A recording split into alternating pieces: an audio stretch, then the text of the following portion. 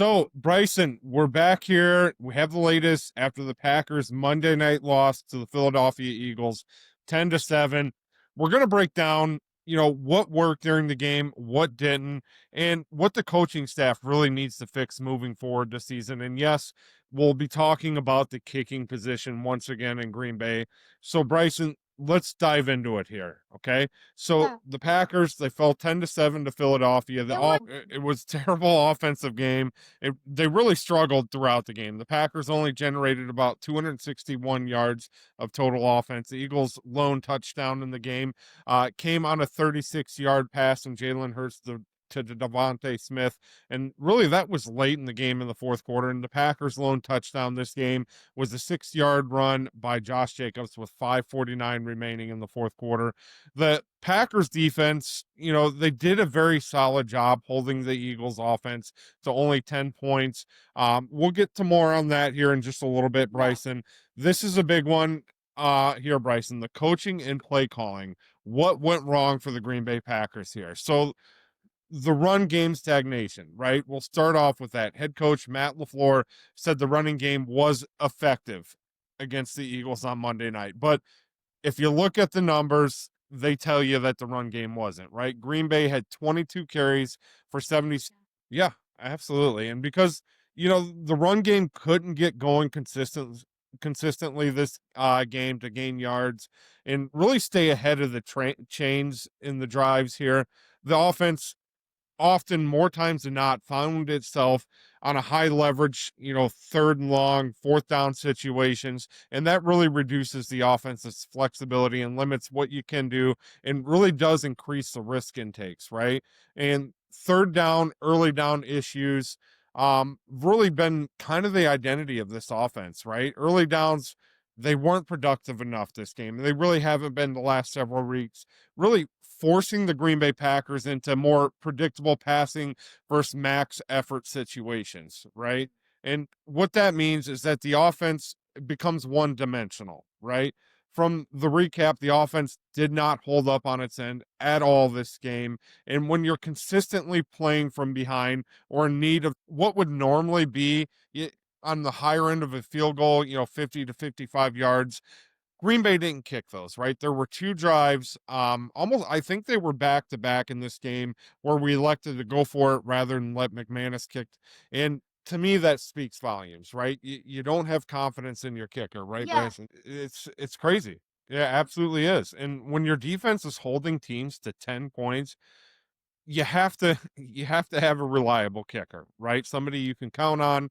And McManus hasn't been that guy, especially coming back off this injury here.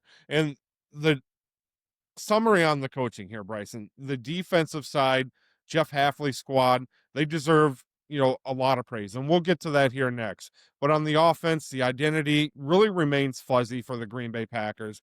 Green Bay, they're going to run more, pass more, be more unpredictable. They're going to have to do all that in order to kind of elevate that offensive side of the ball, right?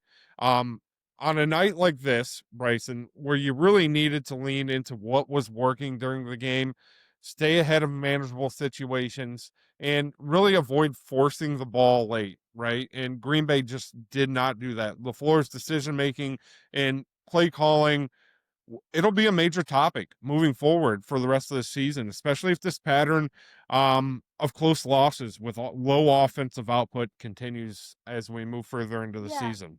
So, let's get to that kicker situation, Bryson. Brandon McManus, he has to be under the microscope now for the Green Bay Packers. He's really had a rough stretch. According to some stats we looked up here, Bryson, he's 11 for 17 on field goal opportunities this year, and that's including 2 for 4 on 50-plus yards this season. Now, McManus, he's missed at least one field goal in every game since returning from the quad injury, and that noted, he's just 3 for 9 outside of the red zone this year, Bryson. And in the game versus the Eagles, he attempted that 64-yarder. Really attempted it twice. He had that free kick there before the timeout, and it didn't look great. It looked worse on the Yeah. second attempt. So you have to question that, right? Is it the right call going with McManus right now? And I don't think so. a little bit of additional nuance with this. McManus reportedly, called this week, his first semi-healthy week post-injury, right? Even though, the team officials have been claiming otherwise the last couple weeks, the kicker was visibly off pregame, missing a 57-yard kick. So to me, you have a kicker saying this is the first week. He's semi-healthy. I agree. Why rush him back out on the field? You put yourself in situations where you can't trust your kicker, and you put yourself in situations where you saw last night where you need a kick to tie the game, 64-yarder. Yeah, it's long, but you see it more and more in today's game. Kickers are kicking these longer field goals, and if you don't have a kicker that you can trust to do it, you're really just shooting yourself in the foot um, when it comes down to it, right? So I think they probably need to take a deeper look into it.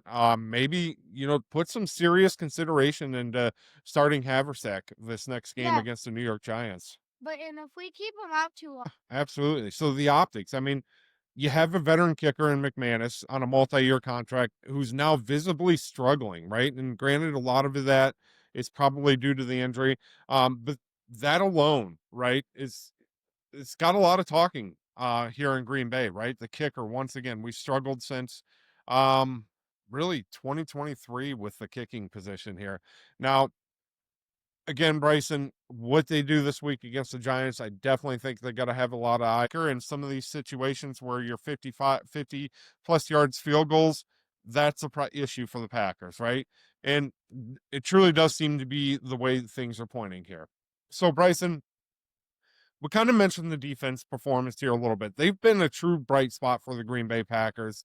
And the defense, again, they held the Eagles to 10 points on a nationally televised Monday Night Football game. That's no small feat, especially that Eagles offense with all the weapons they have. You know, he did not. He signed with the Pittsburgh Steelers practice squad today, actually. So what? So it does. It does. But um, it sucks for sure, but I got to give a lot of praise to Valentine. I think he's been playing outstanding ball at the corner position. I like him a lot. Even when Hobbs is back healthy, I do not think you take Valentine off the field. I think you leave him there. He's playing good ball. Again, that's he's a young player getting better. It was absolutely terrible. Now, Bryson, this Green Bay Packers defense, they give you a chance to win the football game every week, right? But you cannot expect to win a game when it's a slugfest in single digits and the offense, they're not playing complementary football to the defense. So the defense, they continue to perform. The pressure mounts on the offense and really the coaching staff to take the next step um, to we're not looking for a great offense. You don't need a great offense to win, right? Your defense is great. You just need a good offense, right? You need an offense that isn't so predictable. You need an offense that's, can put up 15 plus points a game. Really, that's all we need for the Packers offense, the way this defense has been playing, yeah, right?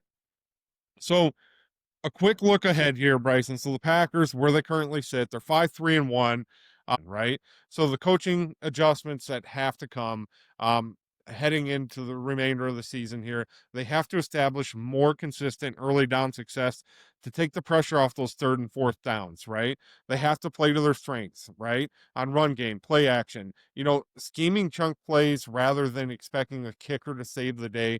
Reevaluate the special teams. Is McManus still the guy in Green Bay? That narrative, again, it's really starting to shift in Green Bay.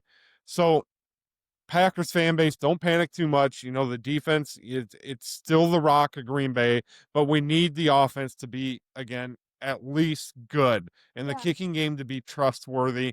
And if one of those falters, the division contenders, they're going to continue to leap further and further ahead of the Green Bay Packers. yeah, uh, Faith in LaFleur as a coach. I don't, I don't know if I'm to that point yet. I've lost faith in his play calling. So, personally, and I think you probably agree with me, Bryson, I would like to see somebody else calling the plays moving forward. yeah. Will that change happen? Probably not, because realistically, LaFleur's fighting for his job at this point. So, Bryson, we'll be back with some more. We'll look at some of the adjustments that Green Bay and Matt LaFleur need to make. Will the special teams coordinator, Rich, make a change at the kicking position? We'll find out Hopefully, later yeah. this week. And which games coming up are must makes for the Packers. Got a lot of divisional games coming I up. feel like all. Absolutely. Mm. Absolutely. So we'll be back with some more, Bryson, as we start to ramp up this week. We're taking on the New York Giants in New York And this weekend. I don't want to say it's We'll have a pretty solid defense there in New York. So it's again not going to be a walk in the park. The game itself is going to present its own challenges, right? So Green Bay's got to come prepared, ready to go. It has to be a get right week, right? You Yeah. cannot drop 3 in a row we have to. and expect to stay in contention for the division here. So Yeah. we'll be back with some more, Bryson. We'll break down that game, kind of break down the injury report moving forward here. I know Jenkins, we just lost him for a while. So we'll break down more of that, who we can expect to return this week and who's looking like they're going to be out long term here. So as always, Bryson, It's called Pat Go.